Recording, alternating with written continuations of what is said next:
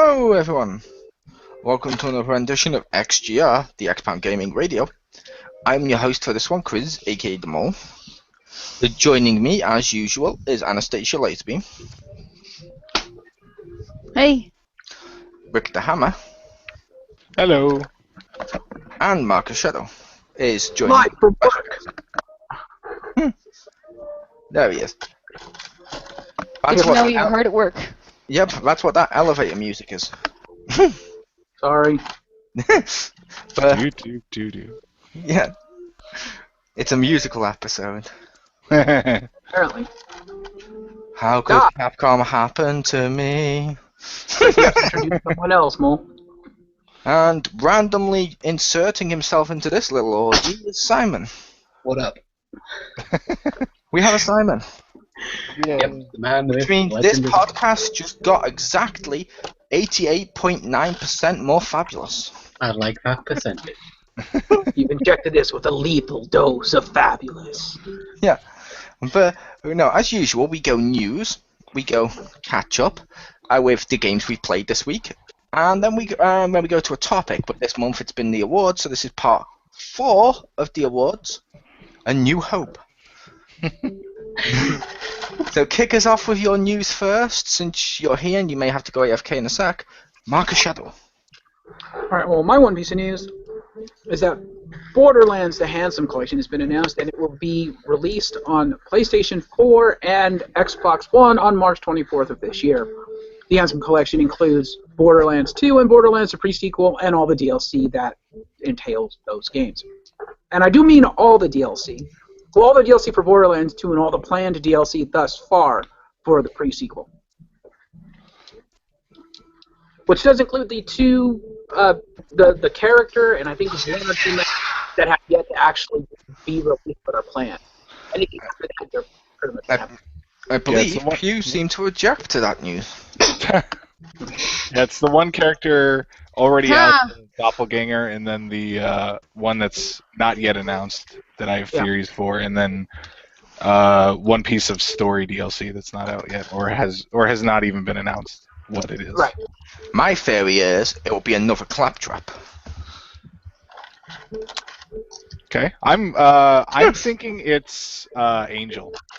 So they have From a siren Buffy? in all 3 games. No. Aw. You're thinking it's who?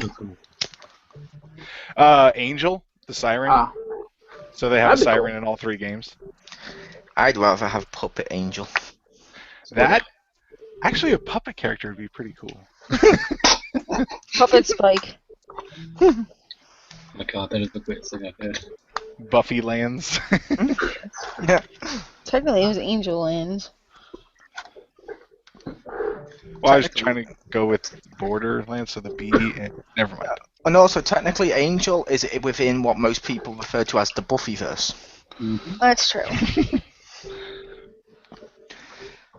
But yes, that does sound cool, Marcus. I'm looking forward to that, because I was going to buy the season pass for Borderlands, the pre-sequel, and then I'm like, oh, fuck it, for like just a little bit more than that, I can buy the whole game again, all the DLC, the second one, all the DLC, and have it on a PS4, so I'm not stuck playing it on PS3 like a caveman.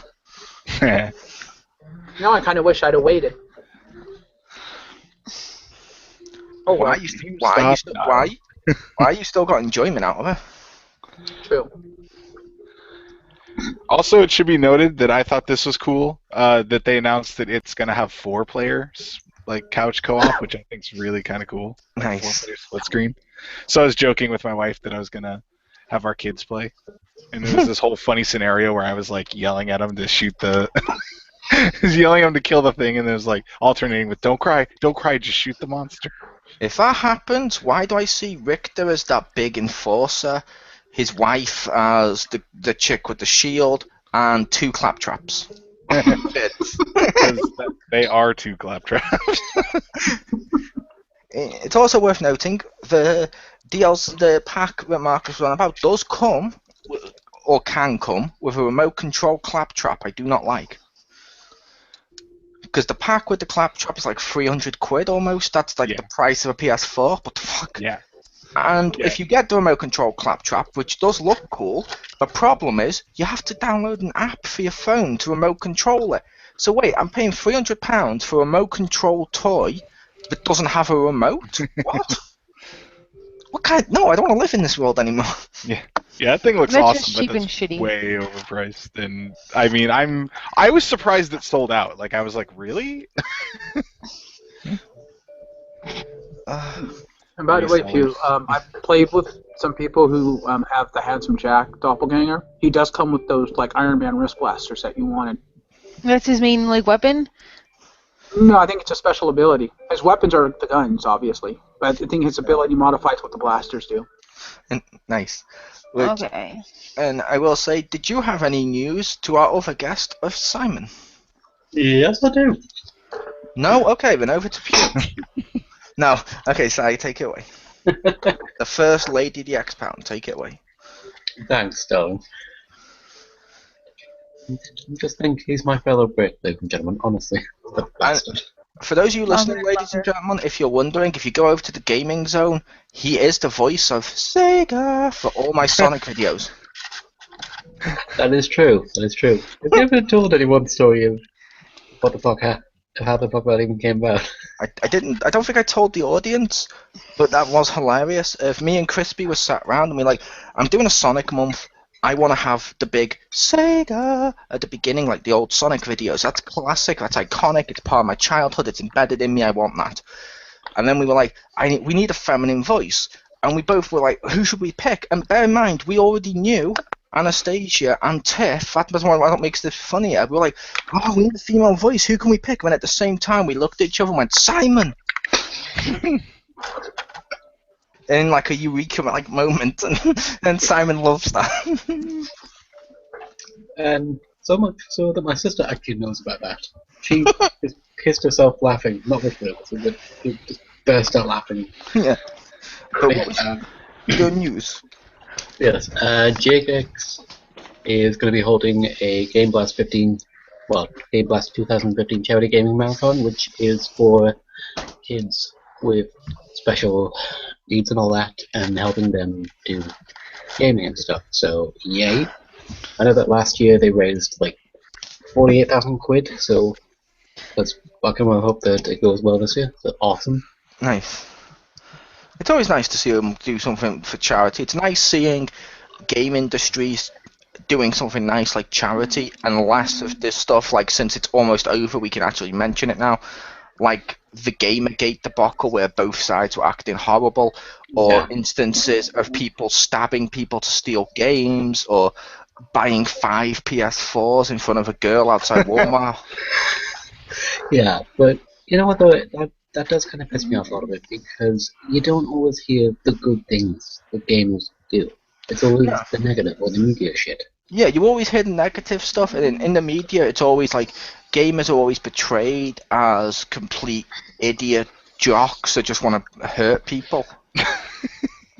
Pretty much, at least to me, it's like, yeah, bruh, I'm gonna go and do this game, yeah. Come on, bruh, let's go Candy Crush.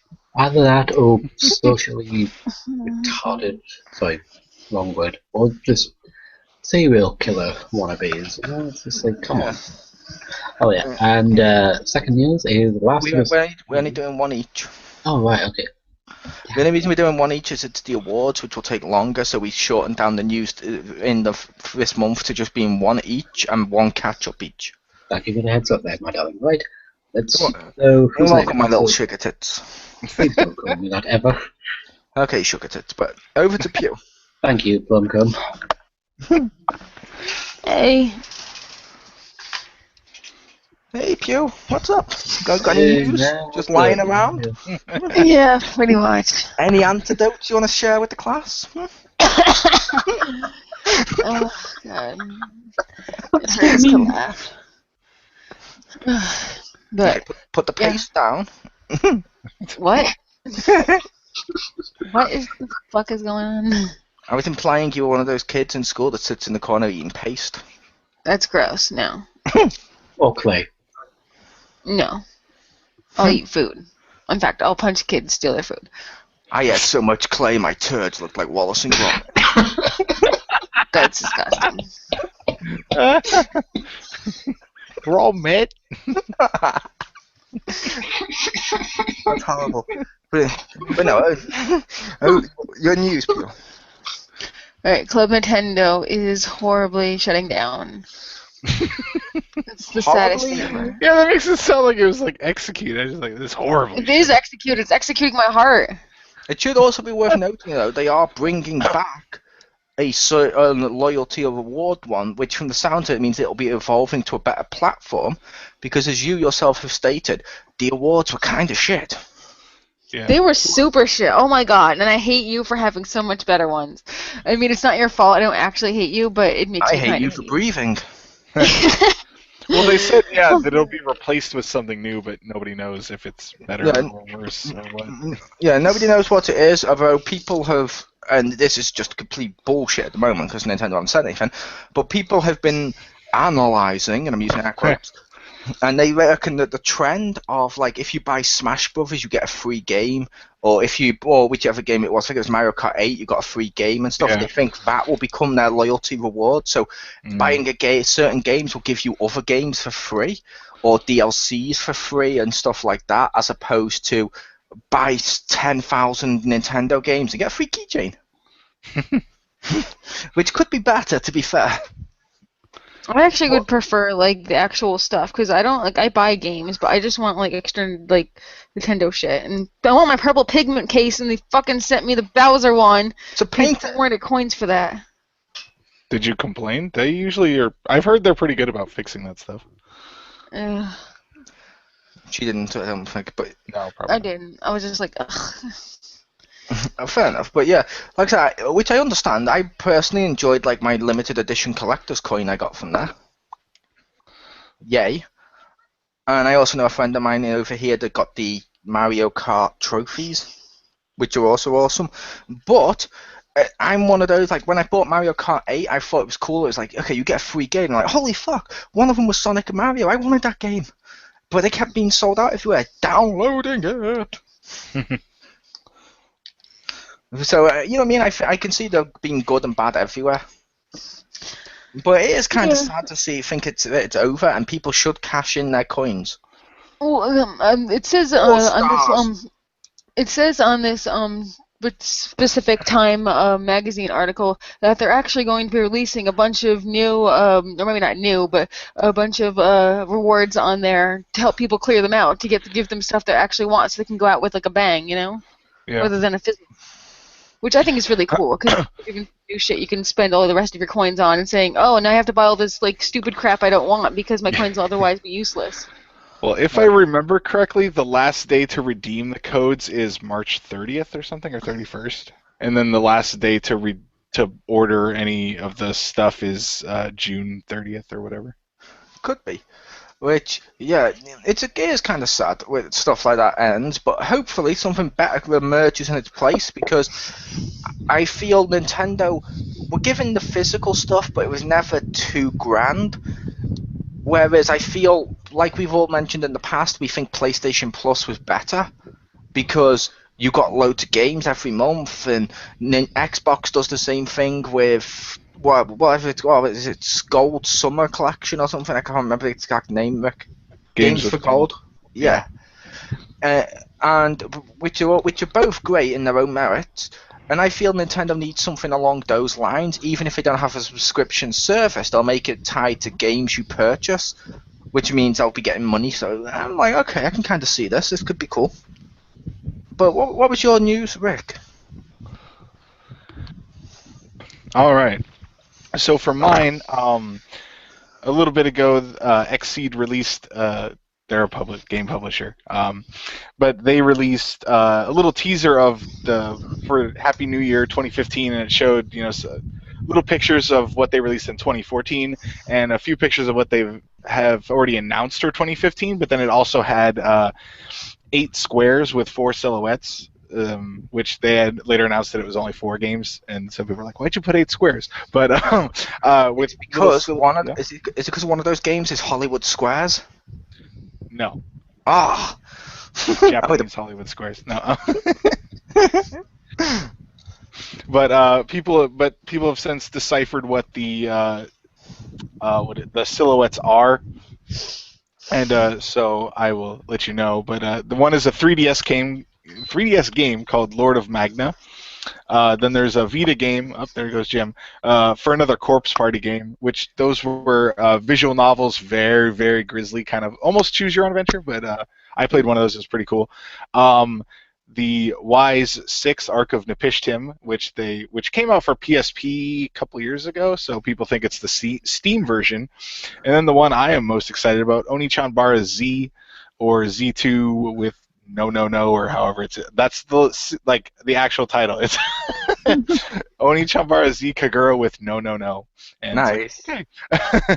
But is Lords of Magma, or whatever it's called, is that an existing game anywhere or existing franchise? Because that name sounds familiar, but I don't know if it's just one of those names just happens to sound familiar when it's not an actual thing.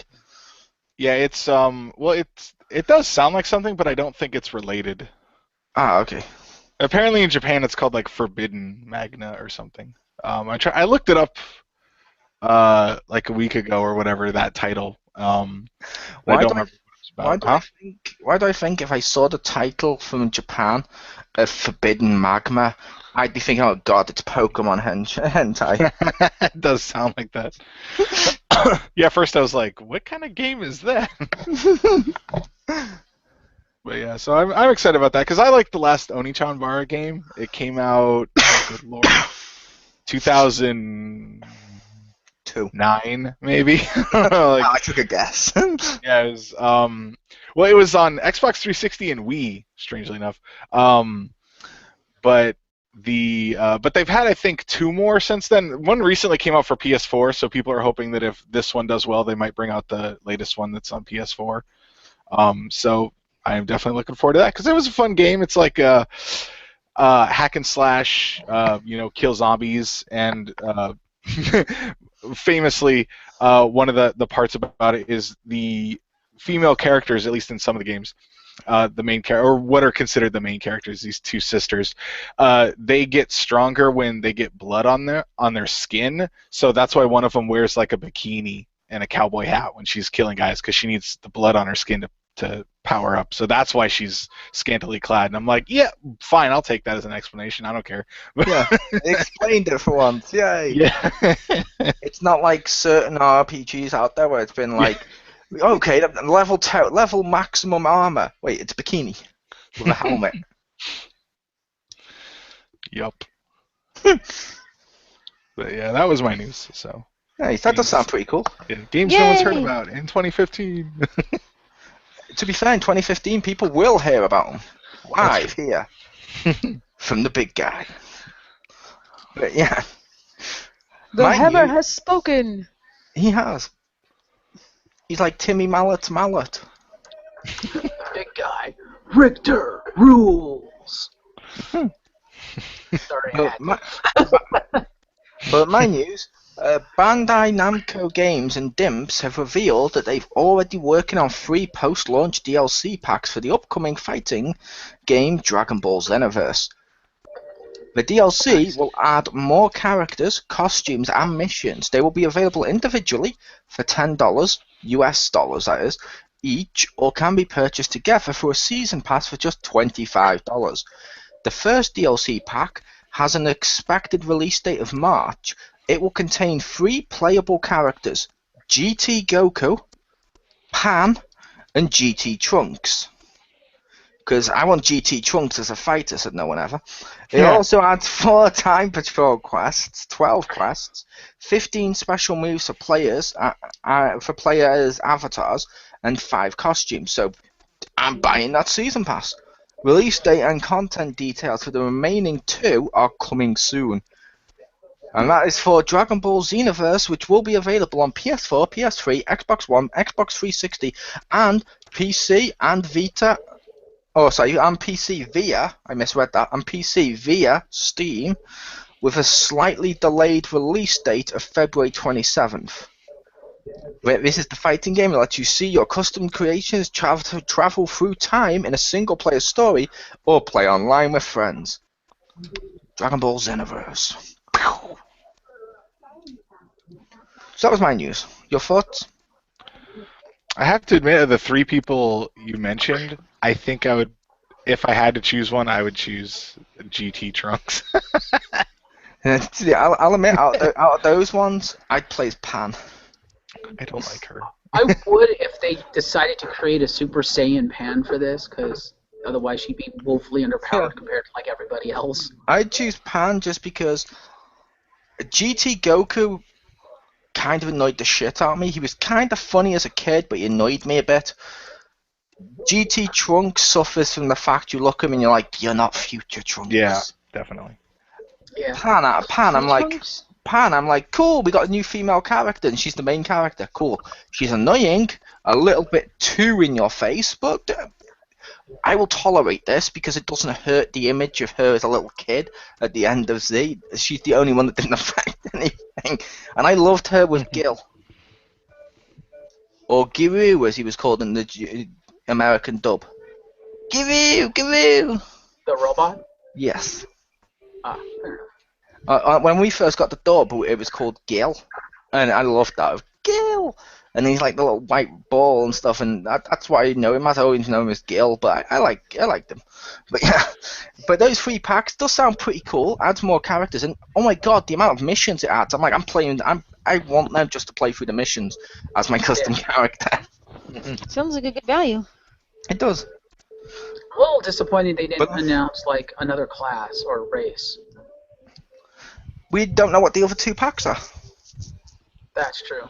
But you did say that the other packs were going to have like other types of missions and stuff, and I didn't hear like we're planning to do another race. No, they didn't say they're planning to do another race. All they said was it contains, and all the stuff they mentioned was in the first pack, to be fair, and they said the details for the second 2 are coming soon, which could just be more characters and stuff. But another race would be maybe cool, but I don't think we need one. Fair enough. But speaking of, as Pew said, this sounds like good value. Let's see if people got value for their money this week with games they've played. Ha ha ha. Kicking us off first is the person who brought you to this podcast. We all know this. You love him. You love his voice. Just the sound of him turns you on. Give it up for Richter. Oh, thank you. So Simon's probably like, I was about to. Ah, you weren't in the description. you just got impossible for you to have brought people here. You're on the disc. He's on the disc DLC. Oh god.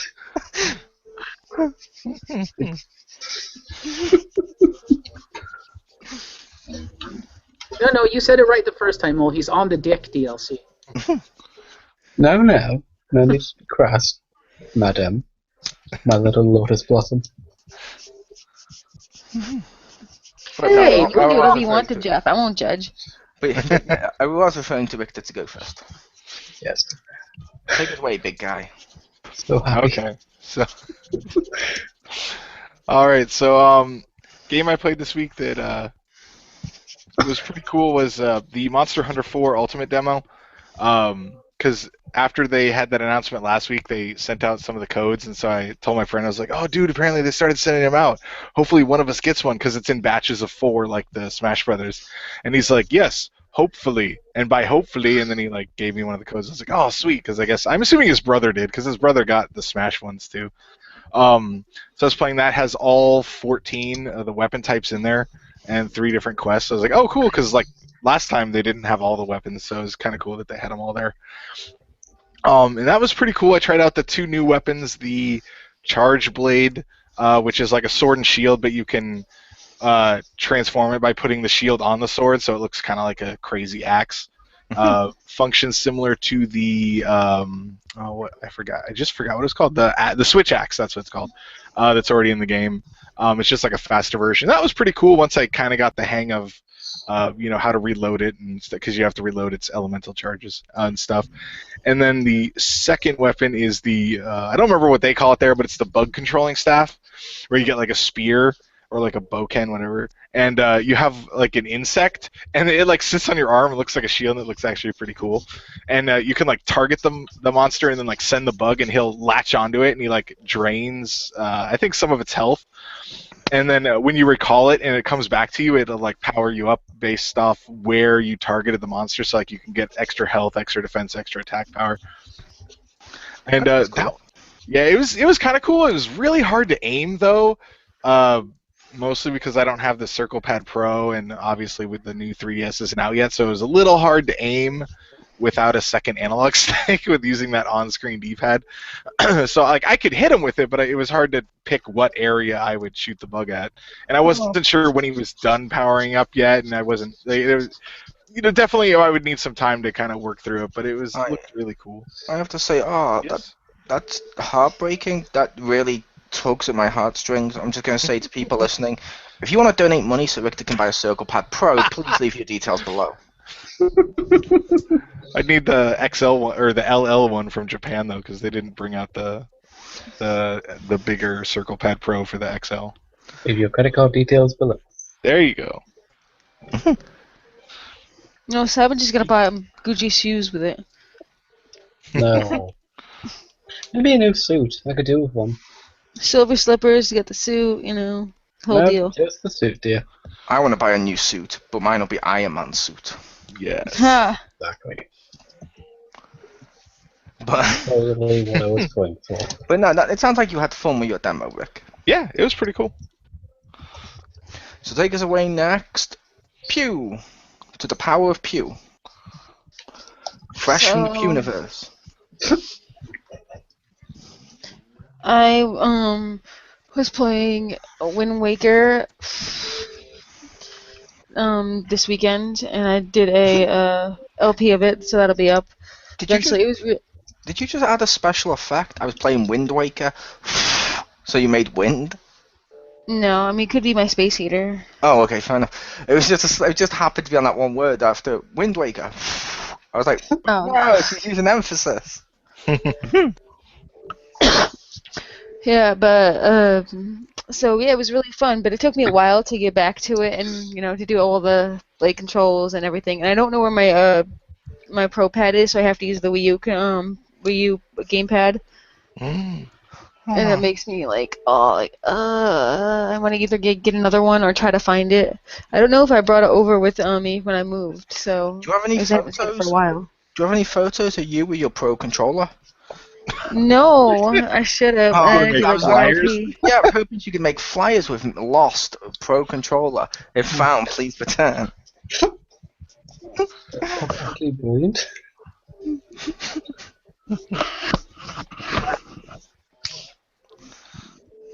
So yeah, it's been really fun. I pretty much got to an hour and a half, but my camera ran out of battery, and it was like, no. And it's funny exactly where it ran out of battery, because I just put the password in for to get the bombs from the ship. To get the bombs, you go to the do the platforming part, except without the platforms, it's just straight from rope to rope to rope. But I didn't get to the bottom part. I just entered the password, and then it ran out of battery. So enter the password, enter the ship, and I'm like, oh, I guess I'm ending here then. Because, yeah, okay. You entered the password, and that's it. Right now. So that'll be fun to get back to next time. Although I'm being a lazy butt because I don't want to edit it right now. I'll probably save it to the weekend. That's fine. It's only a couple of days. We look forward to your future endeavors in Wind Waker. Yes, Yeah. yes, we do. And speaking of future endeavored, Marcus Shadow, what game have you played this week? What?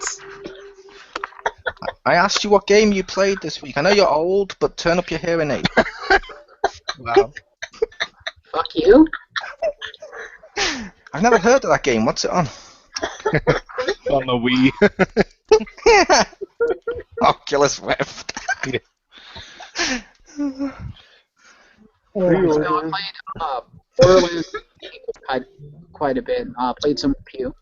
The game is actually really good. I was surprised. Wasn't expecting it to be that good. And I played a little bit more of a Hyrule Warriors because I finally decided to purchase the Hero Pack or whatever, which is the season pass, and I got the DLC with it, so pretty cool. And I bought the Ocarina of Time outfits because 99 cents. Why the fuck not? So, yep, have fun with that. Still haven't tried out Twilight Midnight yet. Have you used Oh, your you're in for a amiibo? treat. Did you use your amiibo and get the spinny thing? If I use I don't think I got the Oh, it's actually kind of funny. So I downloaded the DLCs. I got Kind of funny. before I even went in to try it, but no, I put Link on the pad. And he's like, yeah, and then it pops up. You've unlocked Epona of Time. So Right. boom, right out of the gate, Tier 3 Epona. Nice. And I will say to the people listening, just like last time, just so you know, are aware, Marcus Shadow is coming to us live via satellite from his work, where he's on a tablet right now, so that'll explain the dip in audio. I'm only explaining that, Marcus, but you don't have to apologise, anything like that, we completely understand. I was just explaining that because what we heard was you go really quiet with, and that was really funny. It's like, yes, that was really funny, okay. I will The moon pretend I gets horrible understood that. signal. So we just smiled and nodded. The moon gets horrible signal, at this time. But it's not all the time, it's just now and again your audio goes in and out. Yeah, like when I lean back, my back. Yeah. If you'd like to donate to the Marcus Shadow Space Program, the signal, please put your credit card information here. More DLC for Marcus Shadow. But yeah, no, I put put my link on there, and instead of giving me the spinner, it gave me Epona of Time, and I'm like, wow, that's kind of awesome. Nice. But yeah, that's fun. I'm going to need Richter's help because Master Quest sucks balls. I'm not gonna help you with the Twilight map, but I will definitely help with several of the Master Quest maps. Just get Lana's level up, and we got that. Huh? Does Twilight map suck that much? Oh, they a lot of suck. Well, they accompanied a level cap increase, and so some of them expect you to be level 100. They just don't tell you that. Wait, you need Richter's help? But I thought you were much better than Richter. Also, yeah, use Midna, use Bigna. She's good. She's the best dark user in the game, I'll put it that way. And speaking of women that are dark users, Simon, what games have you played this week? I knew that was coming. It was the perfect segue. True, it was. I'll give you props on that one. Or Sideway, because it was a segue to Simon. I approve of that. Sly wants all the ways. No, I do not. I only want the one. I'm currently playing Simon goes Alien all the way to Isolation the at the moment. Spaghetti Junction. Oh, shut up. I'm currently playing Alien Isolation. I lent it off my brother-in-law, so yay. Nice. Actually kind of cool so far. Very creepy, because you've got to make sure that it doesn't try and fucking kill you. It's like all in first person shit. I'm just like I haven't played a first person game in a very long time, so I'm pretty rusty with it, so it's like, shit. That game was awesome. I will tell you, Si, if you played on the PS4, Yeah. because the pad has a microphone-ish thing built in, I believe, and also the camera, if you have the camera with the microphone on, one of the two. If your microphone is on when you're playing, you have to be quiet, because otherwise noise can attract the aliens to where you are. I'm so happy that it's not on PS3. Which means, let's say you saw an alien, you went, oh! They'd all suddenly go, Mole told me that while I was Let's Playing it. I was wondering how all the things could find me, because while I was Let's Playing it, the microphone was on. So obviously I'm talking during the Let's Play, so it heard me. It made it more difficult. It's also worth pointing out, Mole did mention that to you before you live streamed as well, make sure when you go to the options, turn that off, because if you're live streaming, they're going to hear you monologuing as you go through the halls. Yeah. It's going to be like how Simon gets attacked. There you go. We just hear him walking through through an alley with, oh yes, and I was walking through the alley, and my silver shoes were quite fabulous, darling. Yeah. Wait, I what? just do Shakespeare while I'm gaming or something. I think you're always doing Shakespeare. No. I just sound like it. But the game I played this week, GTA 5, which I played with James Phoenix and the Crispy online.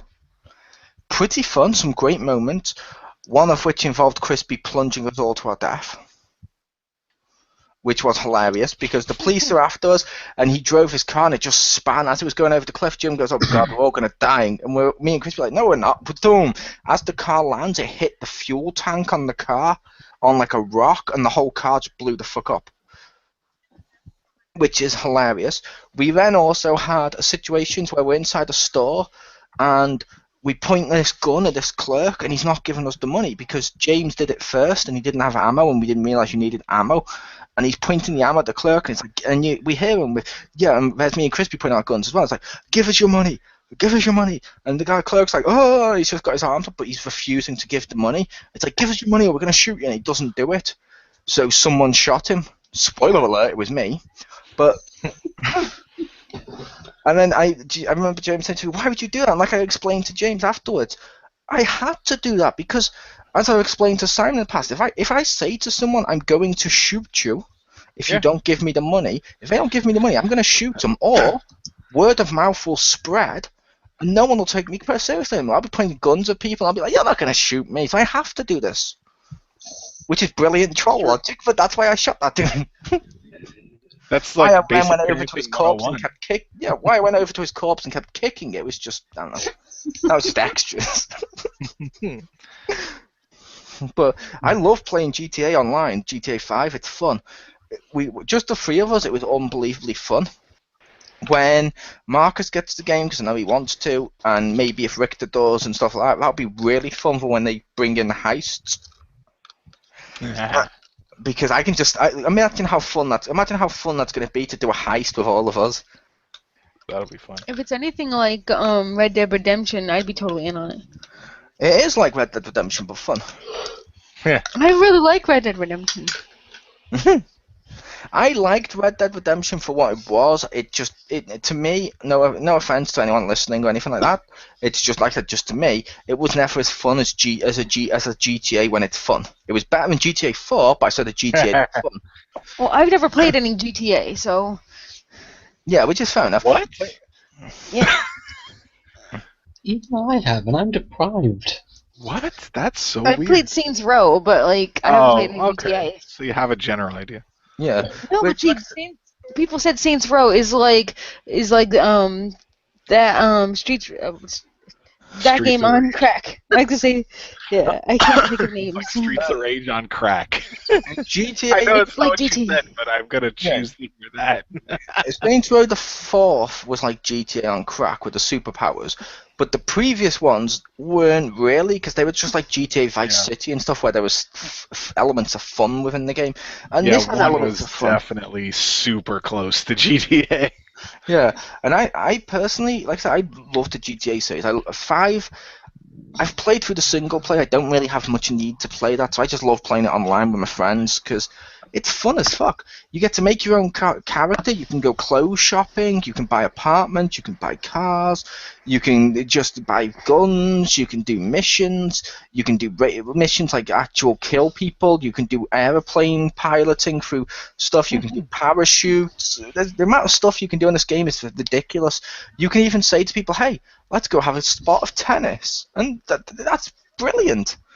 I can't think of another game where I can say to people, "You know what? I'm in the mood to go kill a bunch of people. Let's go pop some caps in their ass," to quote QJ, and then basically also turn around and go, "Oh, you know what would be good here, darling? A spot of tennis," to quote Simon.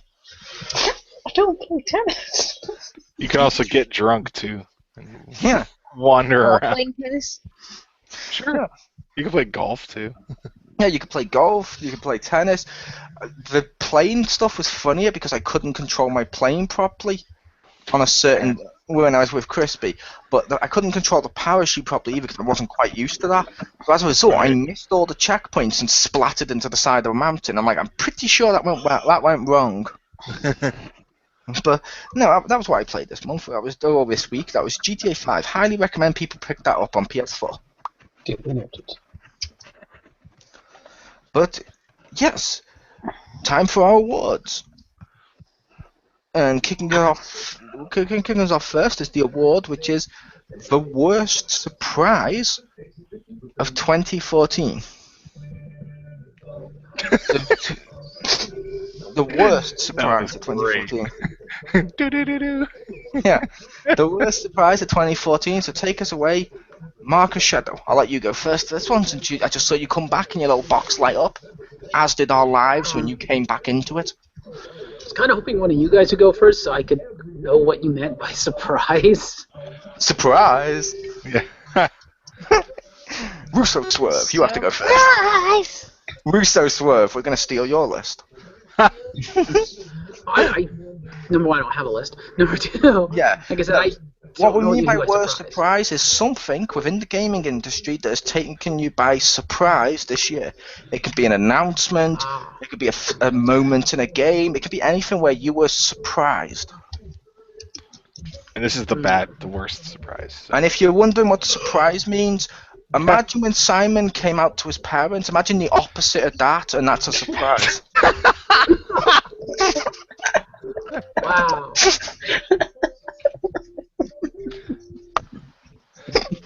I think the biggest surprise was when they gave you Simon and go, it's a girl. Oh, wait, no, it's still a girl, just on the inside. Yeah, when Simon did come out to his parents, he was like, I'm gay. And they're like, oh my god, is M. Night Shyamalan writing this twist? Simon's probably like, stop it.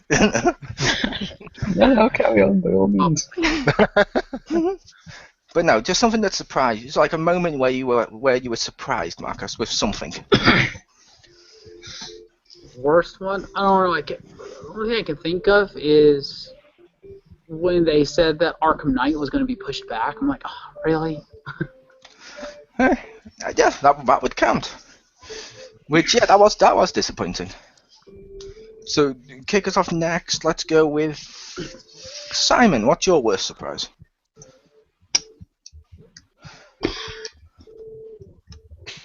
Is that capital? Yes, it was. Capital P, little. Ooh. I don't really have any worst ones because there's been very little that's actually surprised me and made me go, I hate this shit, or, you know. Fair enough. And over to, let's go, Pew. Okay, for my worst surprise, it's a Dragon Age spoiler, so you might want to take off your headset. And that's fine. You can go. Are you sure you don't care? No, I'm fine. Okay, because it is like a big spoiler. It's like the Dragon Age ending. It says Finn. No. It's cool. You go, Pew. Okay.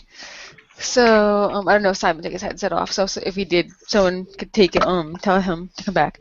But so basically at the end of the game, and this is another reason why I was so pissed off with other things. Solus, basically the guy, the elf guy dude, he pretty much is Del Feral or whatever. It's some fucking elfin god. He's the Dreadwolf, and he is he's the pretty much a spirit or whatever. That's why he likes spirits and everything, and why he knows so much without actually doing anything or having no one be able to witness him trading or his abilities. And basically, he kind of fucks you over. He couldn't reclaim the elven like power that Corypheus had, so he gets all pissed off, and he pretty much storms out, takes the power of Flemeth.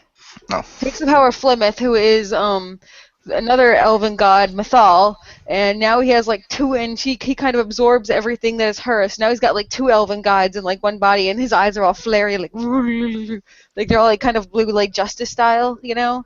But he's got like Deferral or whatever the fuck the elven god is, the Dreadwolf god, and he's got Mythal now, the elven god. So he's got like two elven gods in him now. So, like, what the fuck does that even mean? I mean, like, I don't know, because I just, what? And then he just fucks off, and then you never hear from him again, and that's just it. And even if you had, like, a romance with him, he's like, hey, remember when I was going to come back? Psych! And just, fucking leaves and gets 2 souls in 1 body and gets all bluey and fucks off. And I was like, what the fuck just happened? This is just like frickin' in Assassin's Creed 2 where you said aliens. Like, I'm like, what the fuck just happened? Because literally she comes out of nowhere and boom, soul absorbed, like, God, and it's like, when did this all happen? I would argue it's not as bad as far as Assassin's Creed 2 Aliens, because the alien twist at the end of Assassin's Creed 2 undoes everything cool about the first game. That's true. It was all shit. So it's kind of a cherry on the shit. It's kind of a cherry on the shit sundae. Cherry on a shit. Yeah, because it's like the first game obviously had the A best shit assassin. Yay, I'll tell you that. But basically, everything in the first game was so like, oh yeah, it's fancy and stuff. It's like, yeah, cool, I believe this because it's so magically and fantasy-ish and big religious stuff. I'm like, cool. Second one, Aliens did it. It's like, really? So that big apple thing, the apple of Eden and stuff, it's not a cool, religious, mystical, magical apple. It's a fucking alien Rubik's Cube. It's like you had me and then you lost me. Yeah. And this like especially pissed me off because this is my first playthrough. I was in a romance with this character, and really, he says, "Don't worry, he says a million times, I'll totally be back for you and everything, and I'm totally not gonna run away." And like he fucking runs away after finding out that he's DLC. You know what? Or in If he comes Dragon back in Age DLC, I'm gonna Inquisition 2. fucking shoot him in the face. Because how is he like the evil god or whatever, or benevolent god of elf god, and now he has a second god, and Flemeth dies. Man, Flemeth was cool, and like now he took everything that Flemeth is, because Flemeth's dead. No, and, Janeway.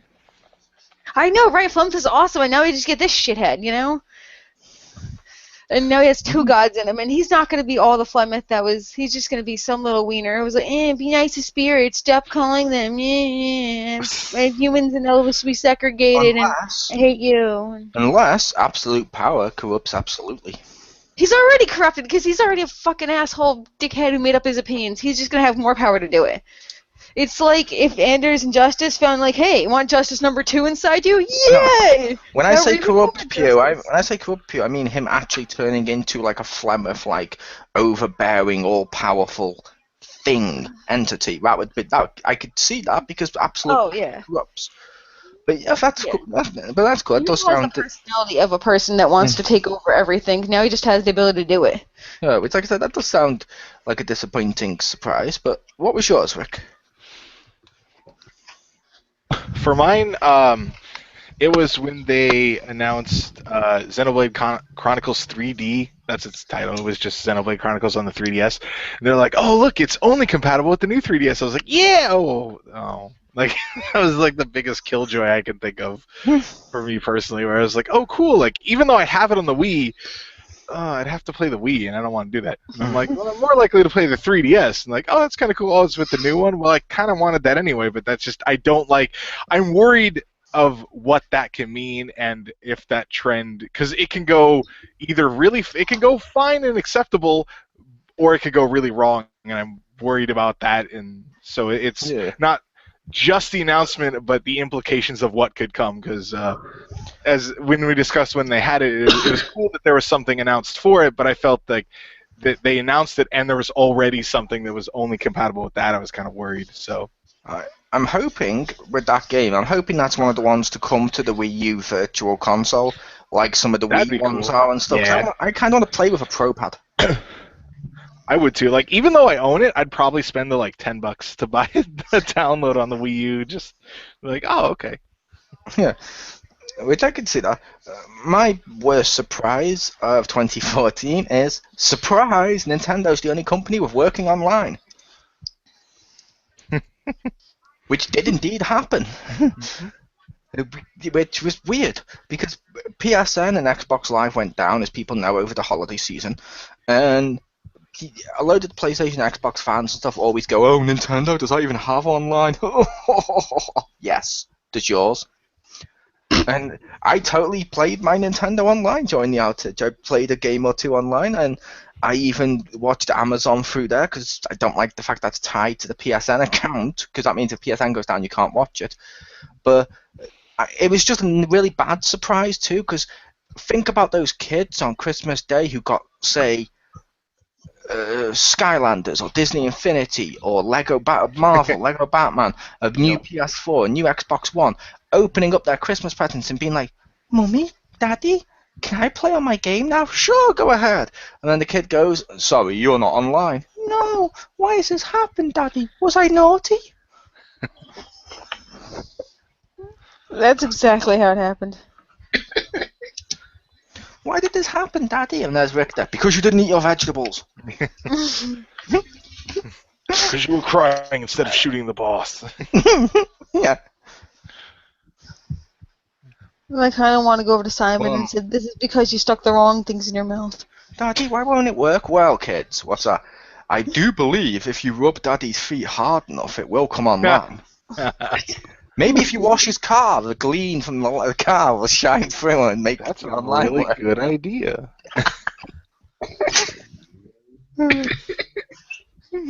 But no, now for the best surprise of 2014. Which, I'll go first for this one. The best surprise of 2014. Just because I really loved this. Grim Fandango HD was announced. Grim Fandango HD. Oh, I loved Grim Fandango. I think Richter's one of the ones I talked to about that game and stuff in the past. Mm-hmm. I've loved that game. I kept talking about it, and most people I know are like, "I've never heard of it." I don't give a shit. That game, I like that game. And then suddenly, they announced a HD remastered of it, and I'm like, holy fuck, I didn't think that would happen, because all the people hadn't heard of it. So now that they've done this, it could open the floodgates to a sequel. That's awesome. Grim Fandango in HD. Yay. Take us off next. The Big Pew. Okay, the best surprise here wasn't really a big surprise because there wasn't really any positive surprises, but I guess a small one will count, and as opposed to none at all. So I got the cart stuff, extra carts, the stupid like Link and Master Cycle and all that shit for Mario Kart, and it's actually really fun. And though I hate myself for buying it and enjoying it, it's still fun. Nice. Well, I would say that there was a few decent surprises this year. Like, if you wanted to take just Nintendo in general, any of the Nintendo Directs, we'd be like, holy fuck, they just announced that. Like, well, I'm not going to give an example in case that's in anyone else's, but yeah. Take us away. It was awesome, but didn't surprise me. If that's like, okay, it's cool. And yeah, that was a big surprise, though, to be fair. Link's got the Master Cycle. Which is just a step away from Link getting the Master. The surprise wasn't like that, because I knew it was coming, or whatever. I mean, I didn't know that was coming, but the thing was, I thought I was going to hate it. The surprise was that I don't hate it. That's the real surprise. It's impossible to hate anything with Mario Kart, to be fair-ish, to a certain degree. Spoiler alert for later. But no. Yeah, I was like, wait a minute, what game were you playing? I'm pretty sure. There's at least one, but okay. There is. But, Rick, what's yours? My best surprise of the year was that $50 Xbox One price cut that they had for the holidays. That was really cool, because I was, kind of like set with like, oh, well, I'm probably not going to be able to get any next-gen stuff this Christmas, and then boom, I was able to get it because they cut the price just enough, and I could get like the one I wanted for a good price, and I was like, that's awesome. Which would add on top of the fact they already lowered the price before that by removing the camera. All in all, he's the happy gamer. Indeed. But that did sound pretty good. Like I said, that. Well, not spoiler alert because it's already up. On the Around the Pound Awards, Rick, I did give joint with Wii U, Xbox One, because I have played on it and stuff like that a bit. I did give that best gaming platform for 2014. Nice. Due to the fact stuff like that has just benefited it, and it's just gone on like a fucking steamrolling forward. It got its online up before PlayStation and stuff. I like that. And I was like, wow, I prefer the PS4, and I love my PS4. I do love it. It's had a shit year in terms of my experience with it, because so many games were broken this year. Yeah. Oh yeah. But kick us off next with the best surprise, Marcus.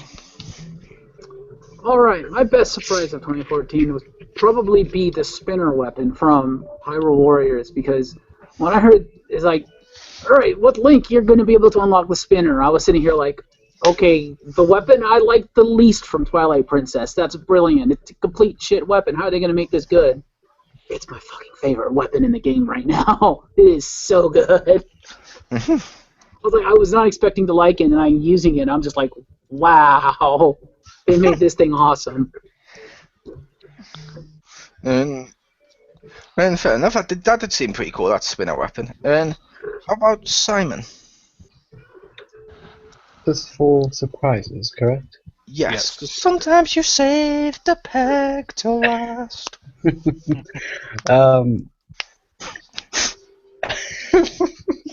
you do that again?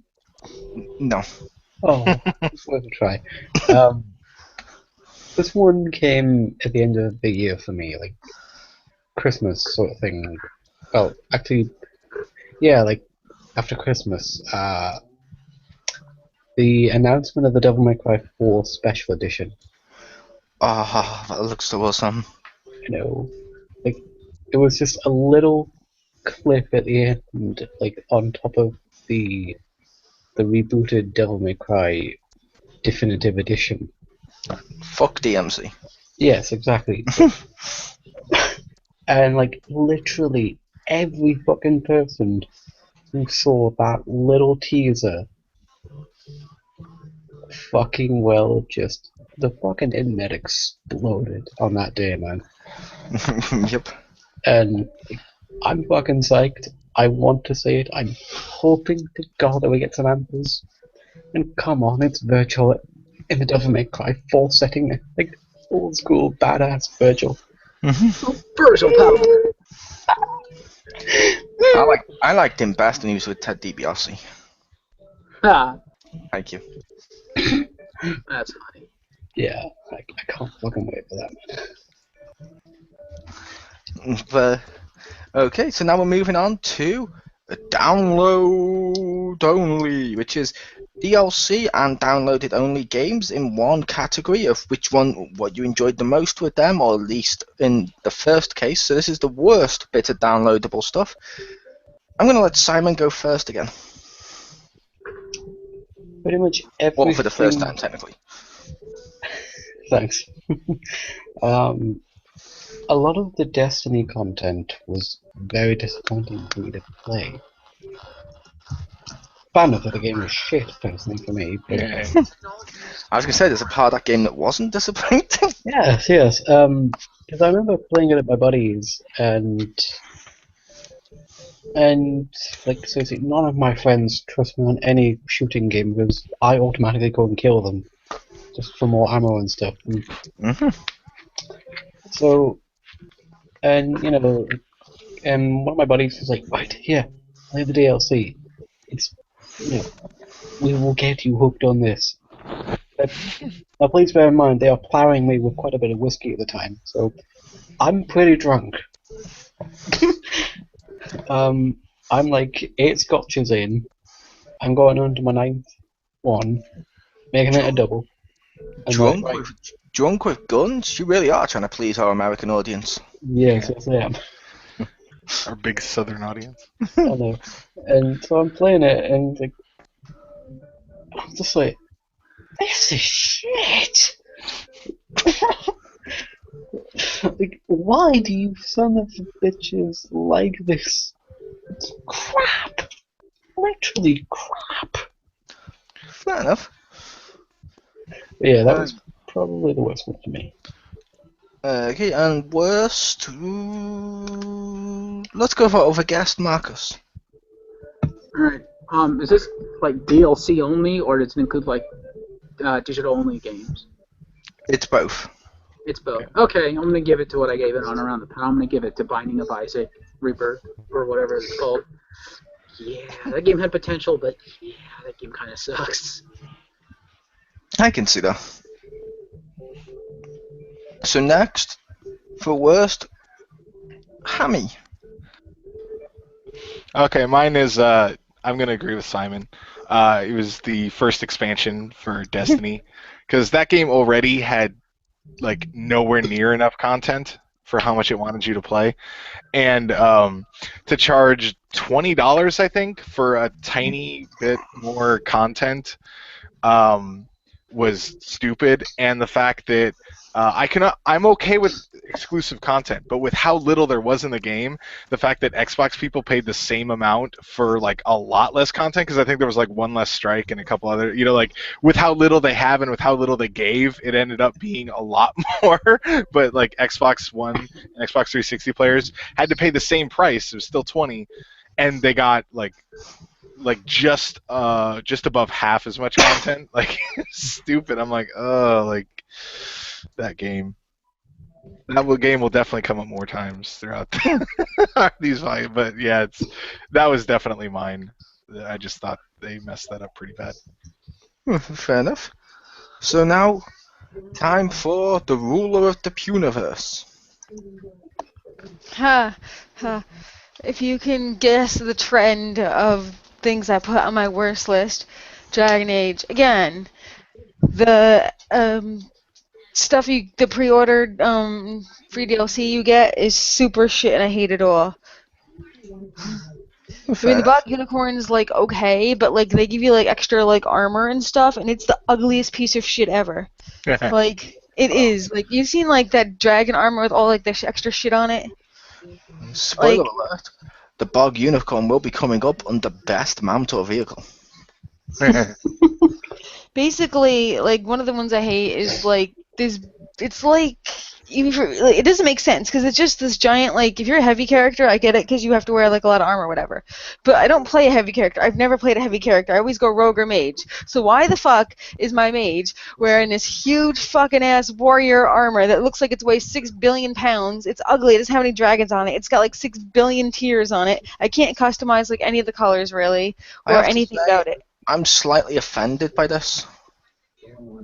I, in real life, am a heavy character. Right now, not wearing pants. How dare you insinuate I have to wear heavy stuff? I much prefer walking around just freeballing. Yeah. You don't have to wear it, but if you want to like make use of this frickin' shitty armor DLC, like you have to be this super, you have to wear this heavy armor, and it doesn't make sense. They should have had like one for a mage. They should have had one for a rogue. They should have had different ones, but it's the same one every time, and you look fucking ridiculous with it. It should have adapted to your shape and class. Actually, that would have been yeah, because like if I have a mage, why am I dressed like I should be having like a two-handed blade? You know? That doesn't make sense. It's just stupid. And all the other stuff is just cosmetic shit that's not even worth looking at. It's just really like lazy and just like, what is any of this? Did you even bother thinking about any of this at all? Or did you say, looks pretty, colors, colors, colors? Mm-hmm. If they don't stare at it too much, I'm sure they'll love it. Funny, that's how you normally get your stare. Fuck off. And my one for worst DLC content of 2014, I believe this was 2014, I hope I haven't pulled a pew, was Basement Crawl on PS4. Because I bought that game, they told me it's Spy v Spy meets, Bomberman, and instead it was just Bomberman with worse controls. It was still kind of fun to play in multiplayer, but there was nothing there in terms of content and stuff. Like it was just the same. It was like 6 characters, and it was like 5 stages or something. It seemed shit for what it was. Apparently, they are going to be doing another version later on, and I hopefully will get that version for free because I already bought it. But that was shit. I don't know if anyone here has played Basement Crawl, but I have not. It was wasted potential. It was kind of fun at times, but just it was kind of bad. So I had to give it that just for letting me down. And now we come to the best DLC or downloadable game, of 2014. So, speaking of letting me down, take away Marcus. Wow. Gee, thanks. Hey, I complimented him in his last introduction. That's true. Everyone gets one. I compliment him and then insult him, compliment and insult him just to try and see if I can make him bipolar. Wow. It's a scientific study. And FYI, does anyone else totally think bipolar would be like a polar bear in something like Ice Age with the personality of Simon? Oh. That's just you, dear. I just kind of imagined it. I just kind of imagined a polar bear that can't decide whether to go to the beach or actually camp up in the mountains. See, I saw it like that. Beach mountains. I saw the other one of like a polar bear being like, "Ooh, male polar bear, hello, darling. Female polar bear, hello, darling." But that may be just me with the name bipolar. Yes, But anyway, your best one, Marcus. Yes, my best is, again, say SteamWorld Dig. That game is phenomenal. If nobody here has tried it, you guys need to try that game. That game is awesome. I love that game. I'd also like to give a runner-up to the worst, to the Lego Batman 3 DLC, because, as you pointed out, and rightfully so, yeah, the level you get with each of them, is about the size of a Deadpool level from Lego Marvel. Why the fuck should you pay for that shit? That's so wrong. I would also counteract that with I've played through all of them. While they're really short, as I pointed out to you, they're still somewhat fun. Like, playing through the Arrow one was probably my favourite experience of the entire game, and that's a DLC one. Fair enough, but I still think, as you pointed out before, which I agreed with, I still think it's overpriced for what you get. Oh, it is overpriced, but I still like it. Yeah, I like the fact that they came out with it. It's just seeing what it is, even with the characters, and most of the characters that you get are pretty good, but it's still overpriced, and I'm just like, why? Yeah. It's almost as overpriced as the WWE 2K15 Season Pass, which hasn't produced any sort of content for the fucking Season Pass yet. Wow. It's just all stuff you have to pay for, like moves and wrestlers, and it's like, I don't want my DLC. Wow. It'll all be out by WrestleMania, though. I imagine. It normally is. Well, if the initial plan was to have none, then yes, it will. WrestleMania's in like 2 or 3 months, so they've got enough time to give us the free packs they promised by then. But take us away next with the best one. I'm going to mix up instead of segregating the guests and the main non-guests, because after a talk with Racist John and QJ, I have found out segregation is bad.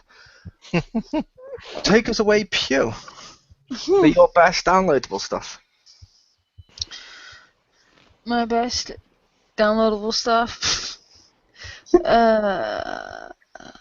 Okay, and what game was a downloadable pack for? Is that a sequel to I didn't really.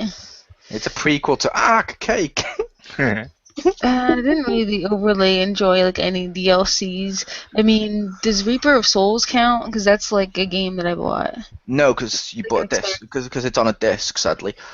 The one that would, but you have also bought stuff like Monopoly, which is a downloadable only one, which was. Oh yeah, I forgot we're doing downloadable technically ones. Technically that one was on a disc, but it was designed to be a downloadable one. They only put on I think they put on a disc just temporarily, so it's like The Walking Dead and stuff. It still counts as downloadable. Oh, okay, I forgot we're doing downloadable games. Yeah, totally Monopoly then. Woo! Because that is really fun. I did get to be a cat, and I love the way the cat walks. Oh my god, that's a super awesome cat. And I love you can knock it over with the pieces and knock over the all the parts, and you can see him jail, and it's just so much fun. Well, as Simon would say, aren't you the cat's pajamas? I like how some of the hotels aren't even hotels. Never leave my mouth. Some of the hotels aren't even hotels if they're like in a shitty neighborhood. They're just motels. Yeah. Well, I like that Monopoly game. It's not quite as good as Monopoly Streets. However, it's got other stuff like that Monopoly Deal is fun and stuff where I don't hate it. And I'm like, it's cheaper than Monopoly Streets was, so I can't fault it. And it's just not quite as good as Streets, but the Streets was a disc-released game, so it's unfair to compare the two, probably. I can see that. No, this is the internet. It's apparently fair to do that. So. Okay. Then yeah, I'm gonna go with the fact it's shit because the other one was so much better. Now I'm kidding. Yes. But yeah, I did love that with on Monopoly Streets. I did love the fact, like the pieces, they had personalities because like the car, for example, got an obnoxious fucking race car driver that looked like the dude that constantly hit on Penelope Pit Stop. The guy in the long penis car. Yeah, David Peter. It might be him, yeah. And like the dog got a dog walker and stuff like that. And I'm like, that's wonderful. And I kind of like that because it's like, okay, now they're not just pieces, they're personalities. But this one that Pew mentioned has the card game. It has a load of stuff that works, and to be fair, it's still fun because I can play online with Pew and I forget his name, not Andy. Marcus. That may have been racist to say not Andy, but still, basically, I can play online with them, and when Jim eventually does get it, I can play with him and stuff. It's fun. I like that. So take us away next, Marcus. You've already been. He did his, I thought. He did. It was because I realized I disvalued him by forgetting his name. I decided to try and validate him by making him next, and now I've created an awkward situation. Speaking of awkward situations, Simon. I think you just did that for the segue. I didn't. Once I said awkward situation, I was like, okay, I'm just going to segue into Simon. It worked. It just totally worked. For me, just for the fact that it was the actual very first DLC that I played. And I fucking loved it. The Castlevania 2 Lords of Shadow DLC Revelations. Ah, nice. I still need to complete that game so I can get to that DLC, but it's so awesome to play, man. Like it's quite short, but it's fucking well awesome. Nice. I geeked the fuck out big time. I was just like, yes, so happy right now. Nice. And let's kick us off next, then. The last person, obviously. Spoiler alert for who this is going to be. Me! No, Richter.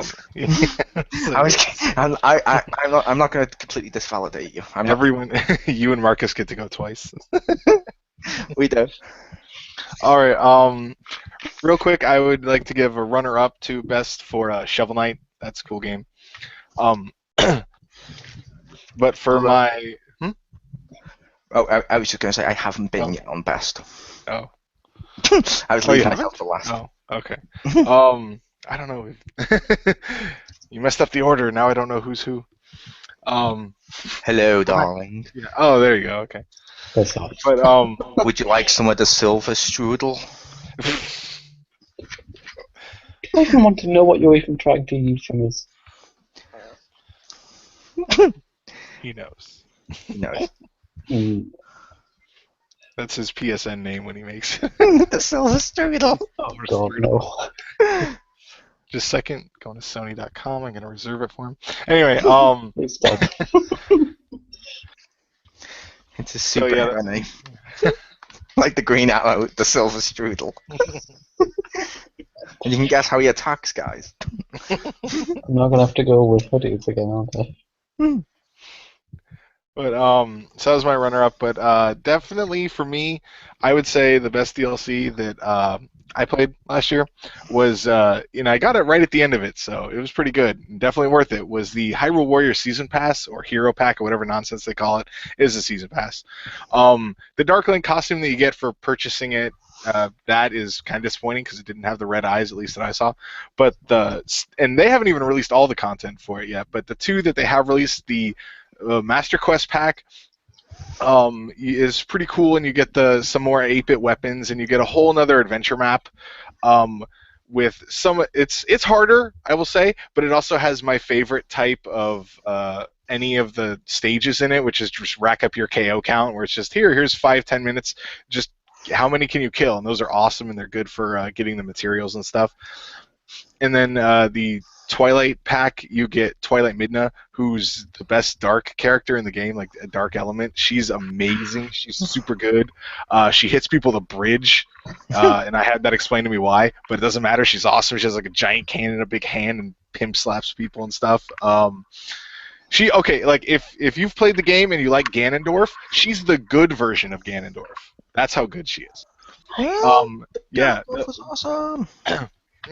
He's not very good though in the game. He should have been a lot better than he is.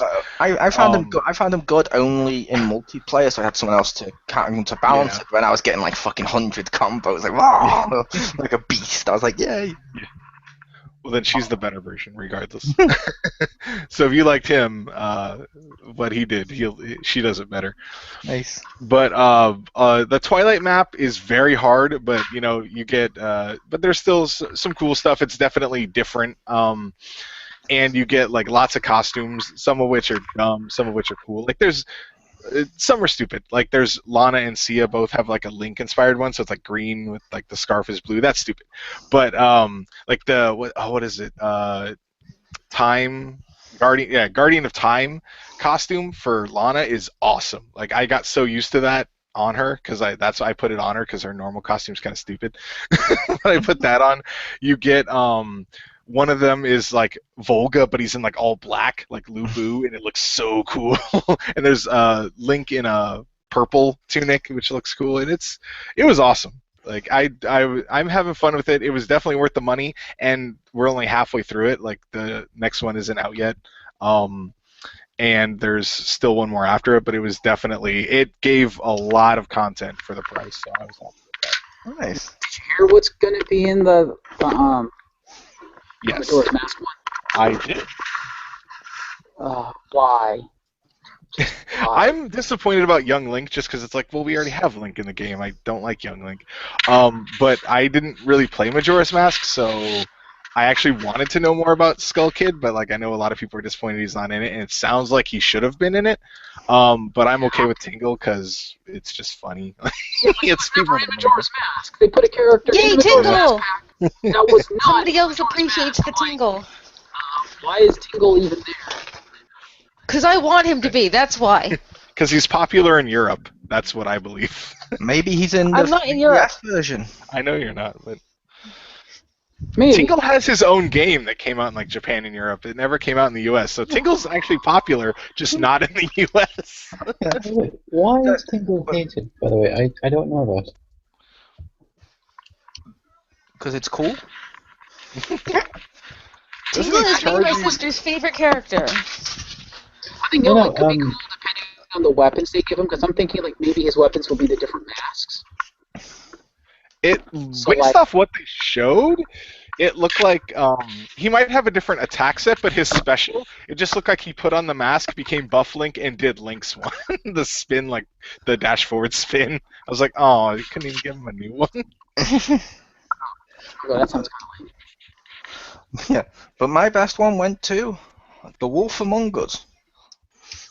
Because as I mentioned on Around the Pound, imagine the storytelling and stuff like that of the Walking Dead game, but with characters that you don't want to kill, and actually a proper flowing story that insults your intelligence, and that's The Wolf Among Us. It's pretty well done. It's a prequel to the Fables comics, which are awesome. The characters are great, the voice acting's great, the look is great, and yeah, okay, it's sort of an interactive film if you want to go with the whole thing of, that's not a game. But I argue it doesn't really matter, it's still downloadable, so it still counts here. And I like it. I like The Wolf Among Us. It was fun. It was like a cool little mystery that I didn't know where I was going to go. And as I mentioned to Marcus, and this is a slight spoiler, there is a character you kill in the game if you choose to. Spoiler alert, I killed him. But that was because he showed up. He showed up in 3 different parts, constantly tried to kill me, constantly annoyed me, constantly got in my way.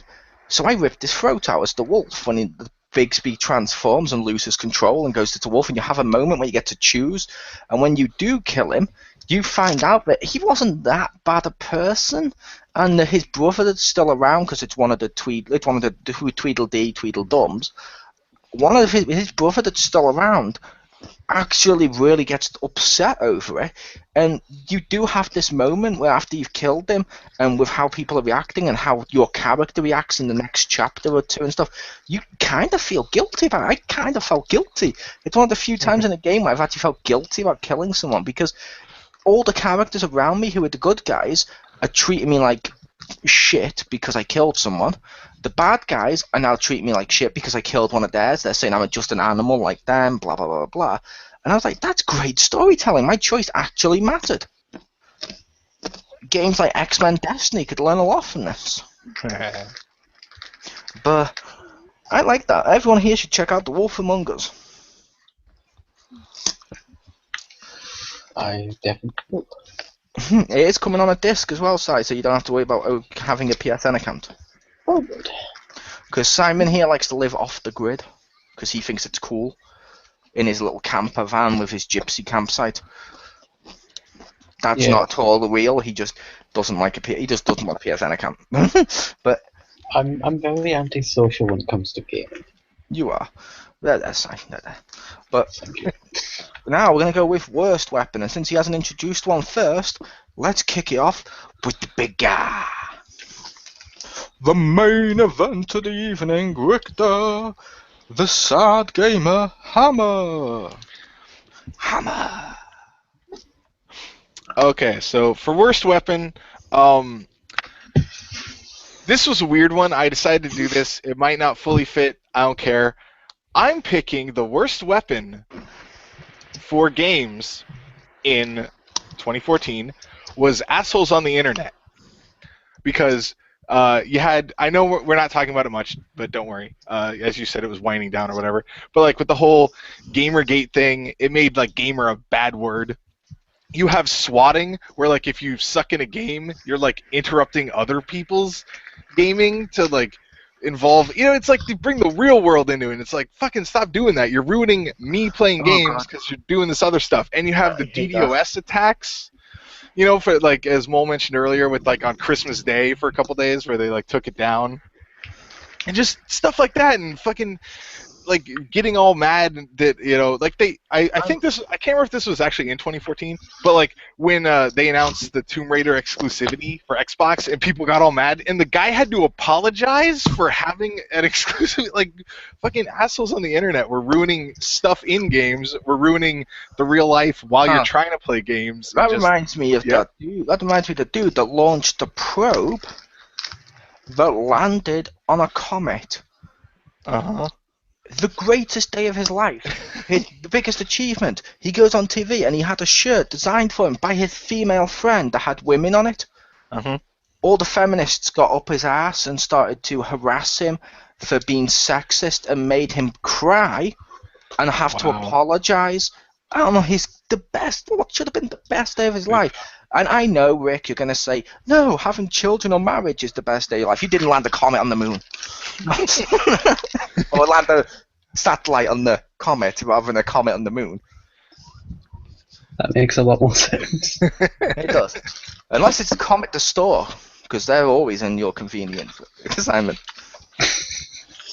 Comet the store. Oh, God. There's a vague reference. But no. Don't do that. But yeah, I completely agree with you, and I will allow that because they're using their actions and their words as weapons, so I will allow this. Well, just it was attacking like you know, gamers, gaming culture, and gaming in general with you know, with not letting them get online, and it's just, and it was effective, and that's what pissed me off the most. Yeah, and like you said, swatting, that just annoys me because it's a thing for those of you who don't know. Where basically, if you're streaming, they will call the police and get a SWAT team in your house. Yeah, they'll basically like look up another player's like their name and address and stuff, and they'll call the police and like either a bomb threat or say they're like killing their family to get actual cops to go to that person's house and like for all intents and purposes, basically arrest them just without taking them anywhere. Like they a lot of times do end up cuffing them, and they kick down your door and shit. And it's just stupid. I can't believe that's a thing. Yeah, they damage people's houses. It's stupid anyway because you wasted police time, which they could have been going and stopping actual crimes. Yeah. B, you're damaging people's real life property, and C, it's hurting. It can hurt people with how they get cuffed and reacting and stuff like that. And the other one of D, I believe that comes after C, but the other one would be basically, imagine with how some people have those realistic like Wii zappers or move guns. Imagine if the SWAT team came in and you had that gun in your hand, you could be dead. Well, even so, even if you weren't even holding anything, like if like it's called and like, oh, this guy's killing his family or something like that, they're going to be super cautious because they don't want to die. Yeah. So like you have to be super careful when you're going out, even though you've done nothing wrong, because you don't want like a crazy cop to be like think you have something, or like let's say you have kids and you're like, okay, now you have to be super quiet when you're going out because like if the kid just starts running, they might freak out and shoot the kid, and it's like. Fucking terrible, and I'm mad that it exists because it's so stupid. I hate that so much, and it's like the worst part about it, and I don't mean any offense to anyone in this podcast who happens to be American, but the American police are not exactly known for their restraint. Yeah. Because there was like a recent video on the internet where the cops arrested a girl, put her in the back of the car, and shot her brother in front of her. What? Yeah. Or how about the times when they've just beat the living crap out of someone for being a different race than them? And it's like, no, they're not known for their restraint. Why are you doing this? It's like, oh, you can go, ha, when you see it on Twitch. Really? Fuck off and do something productive with your lives. Pretty much. Bloody hell. But what was your worst weapon? Let's go with Simon. Pretty much the entire Destiny arsenal. Yeah. Nice. Fair enough, I will allow that. How about you, Pew? My worst weapon is that fucking air horn in Mario Kart 8. Because you never get it when you need it, and when you have it, it doesn't fucking do anything. And are you really? Is someone seriously gonna hold the weapon they got in 8th place 2 minutes later into the game? Hold on to that same one weapon when they get into 1st place, and do that? No, you're gonna use it like in 5 seconds as soon as you get it, and then get another weapon because that's what you do. You're not gonna hold one single weapon for the entire game. Fair enough. And how about you, Marcus? My worst weapon of 2014 is fucking Claptrap from Borderlands pre-sequel. Because fuck the fun zerking. Holy shit, is that the worst ability I've ever seen. You sound like Wifeblade. That is so bad. I got lucky playing with Pew because she's high enough level that she's unlocked stuff that replaces it or that, adds to it so she doesn't really get it. But I probably play like as I do Borderlands. Bless you. So I was playing at lower level.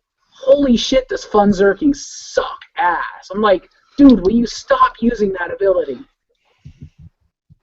Which, like I said, to be fair, random. To be fair, it's random, and as long as she mentions, like I said in the past, like when you throw a grenade into a room and there's other players, as long as you say I'm about to use it, you can always swap to a weapon you don't really give a shit about. It's tolerable if you're playing with like friends or people you talk to, but for casually playing online with people you're not talking to and it's just random people, yeah, it's the worst ability you can give them because they just fuck people over and either don't know or don't care, and it's just like, ah. Can I just say? Give a runner up to the Reggie bot from the Nintendo Direct at E3. Nice. Can I just say, we here at the X-Pound do not condone playing online with randoms. At least Fun Zerking has ammo regen with it, so it slightly minimizes the damage. Yeah. But my one of 2014, I believe I had this made on our awards of all time, but technically it's back because the game was back. The Blue Shell of Doom from Mario Kart 8, because oh my god, it's a weapon that's designed to say, hey, you're first, fuck you, Doom. And then make people who suck at the game beat you. And it's like, No, I don't care. If I'm in first place and I'm about to cross the line, I get hit with a shell, and it stops me, like a red shell or a green shell or something like that, and then someone passed me. Fair enough, you aimed it, except for the red shell, which is homing, but you aimed it. Fair enough, you still deserve it. Even if it's a red shell, you deserve that shit. If it's a blue shell and I get hit, and then everyone else just boosts past me, I'm just like, why is this a thing? And then when the computer's in first, you never get blue shell. Yeah. Then second, you're in first. Before now, I've been blue shelled multiple times. And it's like, I hate that weapon. The horn, the pew pew mentioned, I have had that when I've been in first place, and I've been able to accurately use it to deflect the blue shell, which makes it not as worse as it used to be.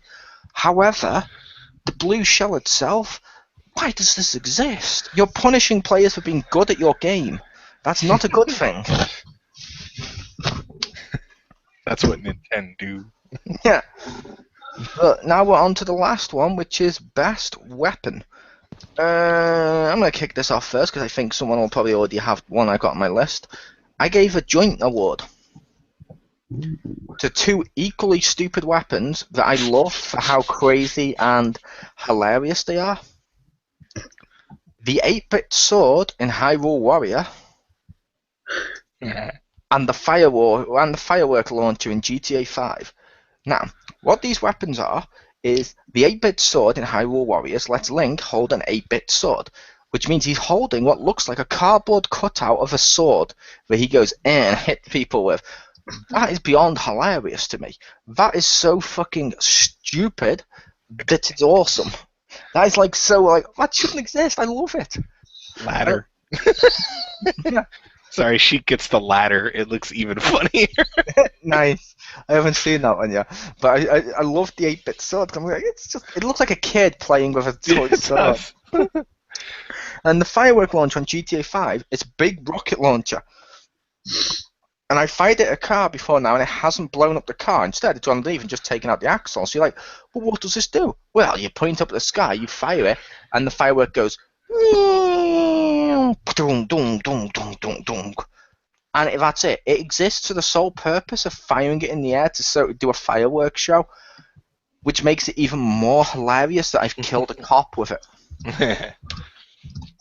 I killed like a group of cops on foot, like in a circle-ish thing, going, yeah, we're gonna get you, say, Okay, that's not how they speak, but and they started to like shoot the Wario cops. I'm not gonna get you.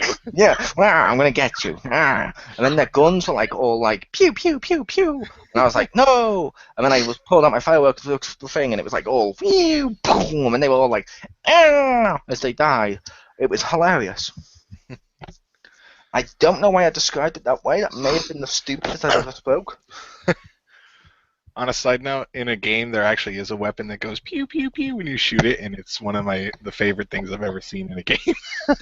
Is that by any chance the laser gun thing from the Transformer games, where you got it was called like the pew on one of them, and it actually goes pew pew? No, in Dead Space 2, if you beat it on like the hardest, you get a foam finger. That literally, when he fires, it's him going pew pew pew, pow pow pow pow pow. Nice. And I was like, oh, I don't want to play that game, but I want to play with that gun. Nice. Yeah. Which, like I said, those two weapons, they don't fit into the category of best weapons for being so awesome because, oh my god, yeah, they can destroy everything.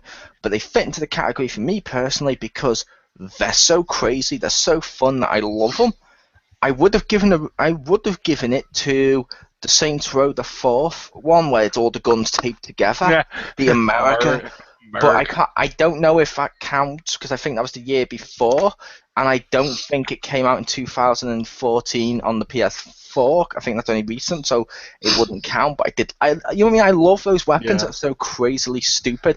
If it adds fun, I don't like it if it's something that's crazy stupid and just doesn't add fun.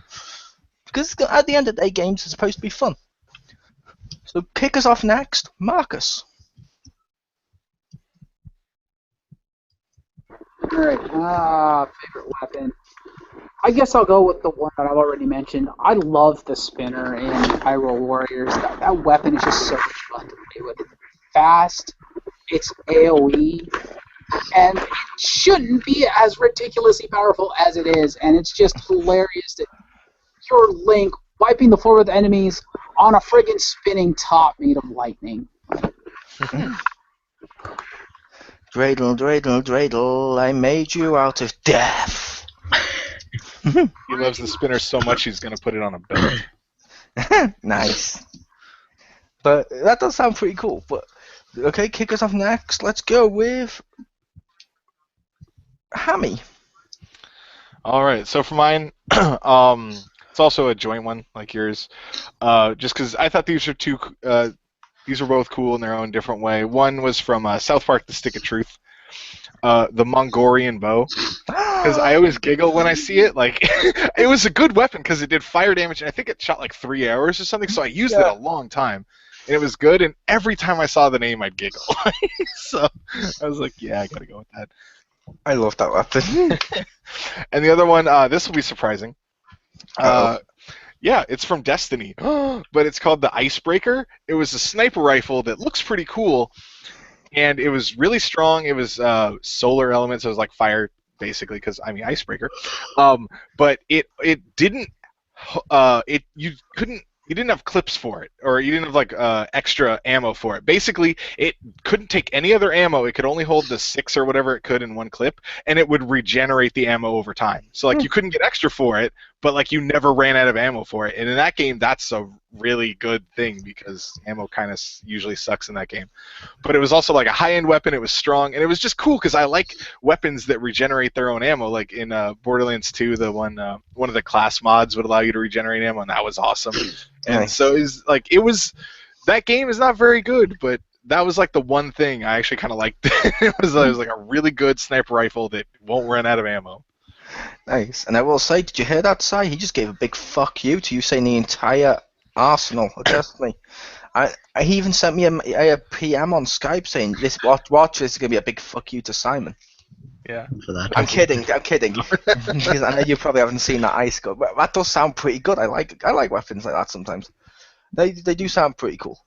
Yes. And how about you, Pew? The only person here named after a weapon sound effect. Huh. Well, actually, my weapon, here weapon, it has been a weapon from Borderlands, the pre-sequel, and it's this gun that it's an explosion weapon from Twerk, and it does one explosion, and then it does like a second one like 2 seconds afterwards. Mm-hmm. And I love there is a quote or something on the weapon. I forget what it says, but afterwards what does he say?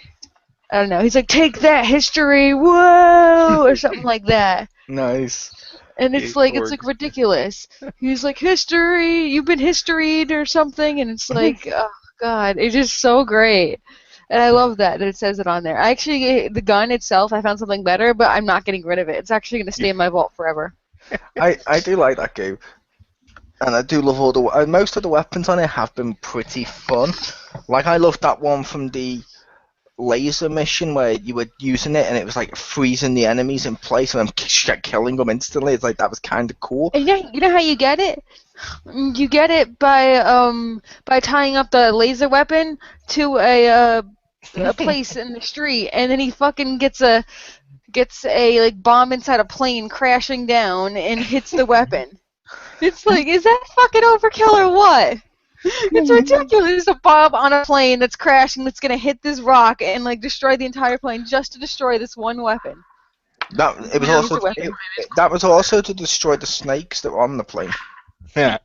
I like the fact that I don't know if you got a different weapon for that, but the one I got from it, if you played Borderlands 2, you remember you could get an AI in Borderlands 2 and you could either put it in like a shotgun or something or a shield.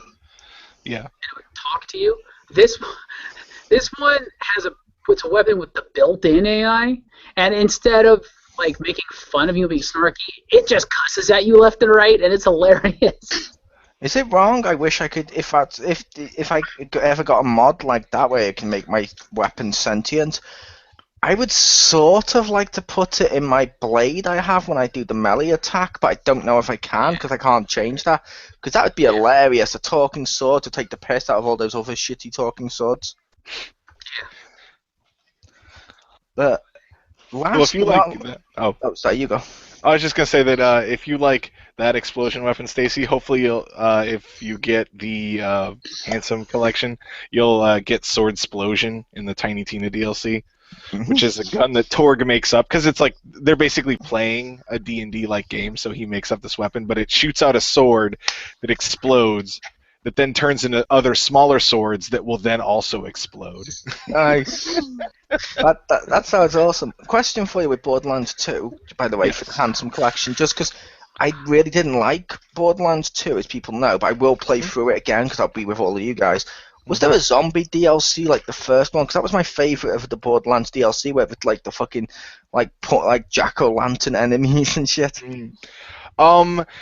Not really, but one of the small DLCs, they were like called Headhunter, that had like a little bit of story, but it was mostly just really small, just to get another skin and a head. Those were holiday themed, and there was one that I believe was Halloween themed. But it's only like 3 missions or something. They're not very long, but there is something in there. That'll still be fun. And I think it's cool with the Handsome collection. I'll be able to play through the pre-sequel with everyone here. Then we can go through 2. Yeah. Which means no longer is that a pre-sequel. No, I'm kidding. But yeah, it's a case. But I will also say, take us away to take us out, Simon. And just because you liked it before, sometimes you save the best. Thanks. This is best weapon of 2014. All of our podcasts have been great so far. It all hinges on your one answer. Make it good. I do have a very good. One of my favorite weapons is the Majestic Greatsword from Dark Souls 2, or just fucking any of the fucking Greatswords, just for the simple fact that, okay, Was that 2014? it was out last year. Dark Souls 2. Yeah, that's what I asked. I said, was that 2014? Yeah, I think they had DLC in 2014 at least. Ah, cool. I was just double checking because I couldn't remember, because I remember that being. I remember one of them coming on the Wii U at launch, and I was like, cool. yeah.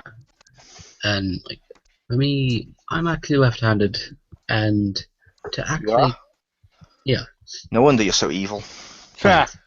I'll tell that as a compliment. So to actually get a game where you can actually have swords in the left hand, you know, just for me, like that was a nice little touch. I'm like, okay, granted, it took me a little while to get the hang of it because I can't actually stab anyone in the back, unfortunately. I can parry, but I can't stab them. But that too, and the bombs.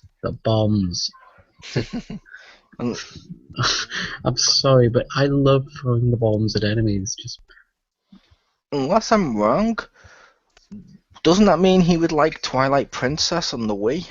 Yes, probably. Because I remember they just flipped the game. That's how lazy that game was, and I was like, okay, surely if they just flipped the game, Link's hand should swap. It's the GameCube version, I believe, is where he was left-handed. nice. Yeah, any other Zelda game before that, because Link's always been left-handed until that point.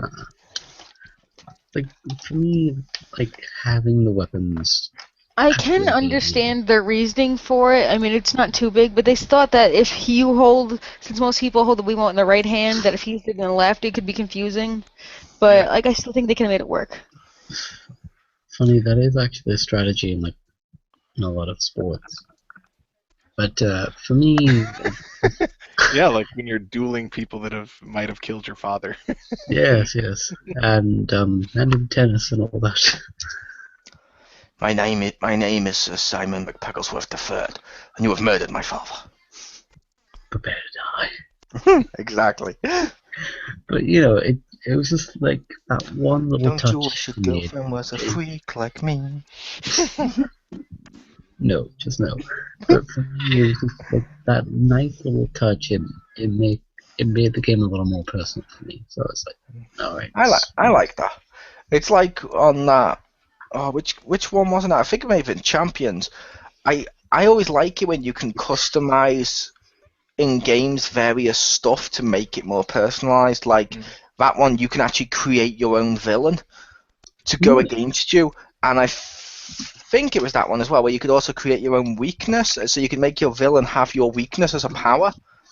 And I'm like, that's totally cool. It makes it more personalized to you.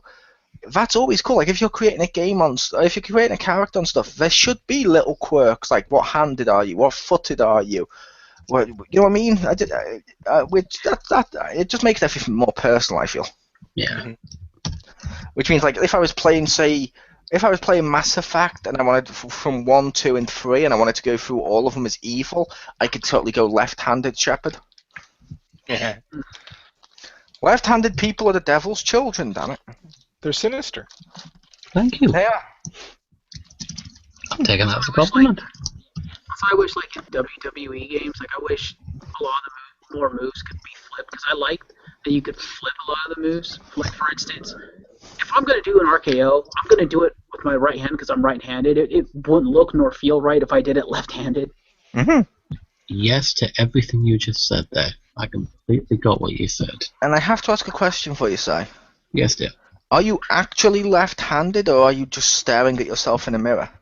No, I am actually left-handed. Okay, I wasn't sure. What? Why would you ask that of someone?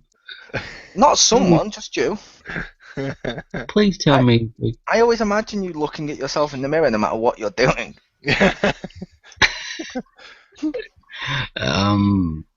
Comes down to the ring with the selfie. Yeah. Okay. It goes back to when he was a child and his kids, when he was a child, when he was a child, his parents thought they could do like a budgie to him, so they thought, okay, and they just placed a mirror in his crib and was like, it'll be company.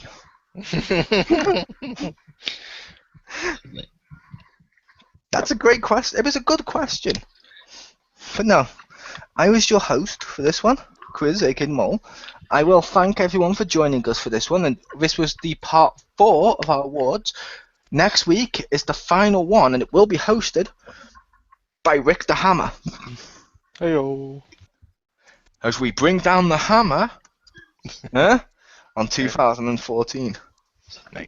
Ah. Thank you. So, thank you, Pew, Richter, as usual. You're welcome. And thank you to Marcus and Simon for being our very special guests. Well, thank You're you. welcome. Thanks for having me. Yep. Special in a good way. It's always a pleasure when you join us in our house of fun. But no. But it was the case of, like I said, this was part 4, last one is part 5, and it includes, I believe, the greatest game of 2014. Mm-hmm. So stay tuned for that, little bad boy. I wish you, like I said, so yeah, stick around, enjoy, and that one will be part 5.